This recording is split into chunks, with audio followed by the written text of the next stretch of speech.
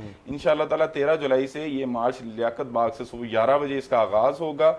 मस्जिद अक्सा ये मुसलमानों का क़िबला अव्वल है। इस्लाम अपनी ताकत खुद रखता है, इस्लाम अपनी पावर रखता है। उन इसराइली दरिंदों के पास जाता है जो हमारे उन मासूम बच्चों को ज़िबा करने के लिए। बिस्मिल्लाहिर्रहमानिर्रहीम, आप वॉइस ऑफ अल-आकिब की स्पेशल ट्रांसमिशन देख रहे हैं और मैं खिजरुल इस्लाम नक्शबंदी हूँ। एक आवाज के साथ तहरीक लब्बैक के साथ खड़ी होगी और इसका फायदा इंशाल्लाह फलस्तीनी को जरूर होगा। हमें तो हमारा असला जो टैक्स मैंने पे किया है आपसे नहीं चलाया जाता, अब हमें दें। काश कोई गैरतमंद हुक्मरान आए अल्लाह और फिर फ़लस्तीन का रुख करे जो क़िबला अव्वल है उसकी आज़ादी के लिए। जो मुसलमान किसी को तीर बना के देता है, पकड़ाने वाला भी जन्नती है, चलाने वाला भी जन्नती है। हमारी डिमांड है कि फौरी तौर पर जहाद फ़लस्तीन, जहाद बैतुल मक़दस का हुकूमत ऐलान करे। दूसरी हमारी जो डिमांड है वो ये है कि फ़लस्तीनी जो हमारे भाई हैं उनके लिए इमदाद का ऐलान किया जाए, कि सरकारी सतह पर इसराइली मसनूआत का बाइकआउट किया जाए। तीसरी डिमांड जो है हमारी वो ये है कि इसराइली वज़ीर आज़म बेंजामिन नेतन्याहू को सरकारी सतह पर दहशतगर्द करार दिया जाए। कि हम इंशाअल्लाह ताला फलस्तीनी भाइयों के साथ खड़े हैं,